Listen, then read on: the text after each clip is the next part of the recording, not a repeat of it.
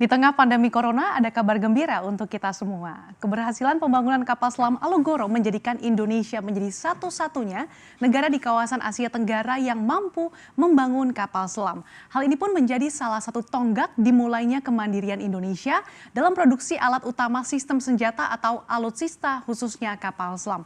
Lantas apa saja tahapan yang telah dilalui dalam uji kapal selam pertama rakitan Indonesia akan kami ulas untuk Anda dalam menguak kapal selam pertama rakitan Indonesia. Berbagai tahap uji coba satu demi satu sukses dilakukan dalam pembuatan kapal selam Alugoro buatan PT PAL Indonesia yang diproduksi dengan skema transfer teknologi dengan Korea Selatan. Dalam hal ini bekerja sama dengan Daewoo Shipbuilding and Marine Engineering atau DSME. Nah, prestasi pembangunan kapal selam Alugoro tentu saja merupakan investasi jangka panjang negara dalam memiliki penguasaan teknologi tertinggi alutsista laut yaitu kapal selam. Kapal selam Alugoro merupakan kapal selam pertama karya anak bangsa yang merupakan kapal ketiga dari kontrak pengadaan kapal selam Batch 1 yang dibangun secara joint section di PAL dan mendapatkan predikat zero defect alias tanpa cacat. Bahkan predikat zero defect ini diakui langsung oleh tim dari DSME Korea Selatan. Kapal selam pertama rakitan Indonesia yang memiliki panjang 61,3 meter itu mampu bergerak dengan kecepatan 21 knot ketika di bawah air dan 12 knot ini ketika berada di permukaan dan ini mampu membawa 40 kru. Untuk kemampuan jelajah, kapal selam Alugoro ini mampu bergerak selama 50 hari. Kapal selam itu bahkan didesain dengan lifetime hingga mencapai 30 tahun. Nah, kapal selam ketiga yang bernama KRI Alugoro memiliki perbedaan dengan dua kapal selam sebelumnya yang dibuat di Korea Selatan. Salah satunya adalah teknologi baru dan canggih yang mampu mengatasi peperangan di bawah permukaan laut.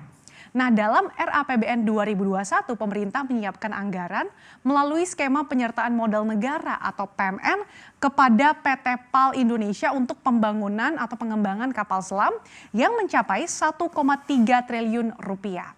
Selain sebagai upaya untuk mendukung teknologi pembangunan kapal selam, ini juga demi meminimalisir ketergantungan terhadap industri alutsista dari luar negeri.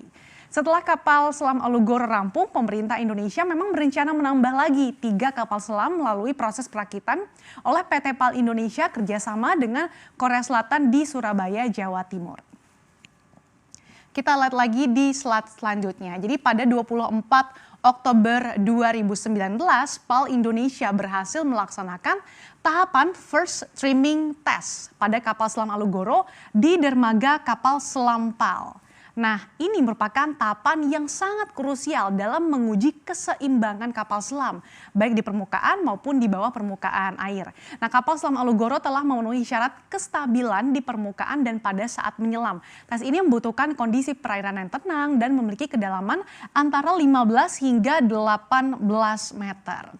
Keberhasilan tahapan first streaming test kapal selam Alugoro itu merupakan pengalaman pertama Indonesia. Soalnya kapal selam Alugoro merupakan kapal selam pertama karya anak bangsa yang dibangun atau dirakit di PAL Indonesia. Fase ini merupakan tes pertama untuk menyelam sebelum dilakukan tes di laut lepas.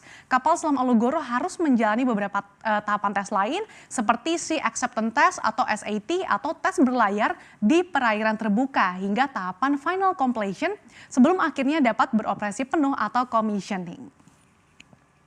Kemudian pada Januari 2020, kapal selam Alugoro menjalani tahapan Nominal Diving Depth atau NDD di perairan utara Pulau Bali. Ini NDD merupakan bagian dari 53 item Sea Acceptance Test atau SAT kapal selam Alugoro. Tahapan NDD ini pun dinyatakan berhasil karena kapal selam Alugoro berhasil menyelam hingga kedalaman 250 meter. Nah, tahapan NDD ini sangat penting karena setelah tahapan NDD berhasil dilaksanakan, ini dapat disimpulkan kalau 90% proses pembangunan kapal selam telah berhasil.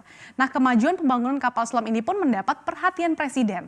Pada 27 Januari 2020 lalu, Presiden Jokowi meninjau langsung dan memasuki kapal selam Alugoro serta fasilitas produksi kapal selam yang dimiliki oleh PAL Indonesia dan berharap suatu saat Indonesia mampu membuatnya secara mandiri. Selanjutnya pada 4 Maret 2020 kapal selam Alugoro berhasil menjalani tahap uji Tactical Diving Depth atau TDD hingga kedalaman 310,8 meter. Nah, tahap TDD ini krusial untuk uji kekedapan kapal karena merupakan tes kedalaman taktis bagi sebuah kapal selam ini pada kedalaman di bawah layer laut yang sulit dideteksi oleh kapal atas air.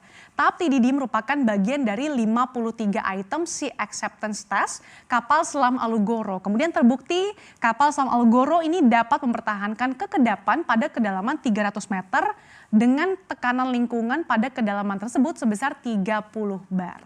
Kita lihat lagi tahapan selanjutnya.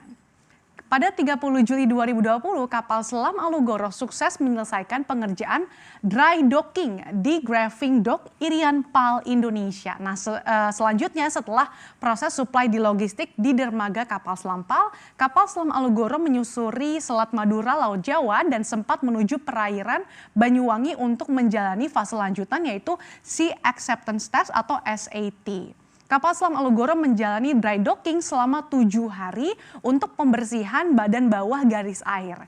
Nah, dengan kondisi yang bersih diharapkan dicapai hasil yang optimal untuk pelaksanaan fase lanjutan SAT yang salah satunya adalah pelaksanaan indiscretion rate.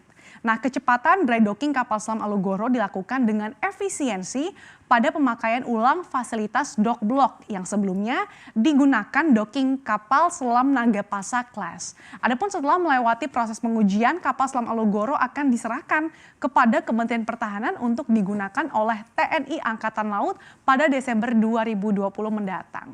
Nah, kemajuan ini tentu saja menunjukkan bahwa nyatanya Indonesia juga mampu kok untuk memperkuat pertahanan lautnya dengan produksi kapal selam di dalam negeri. Semoga saja prestasi ini dapat semakin memperkuat pertahanan negara dan membuat daya tempur nasional semakin diperhitungkan.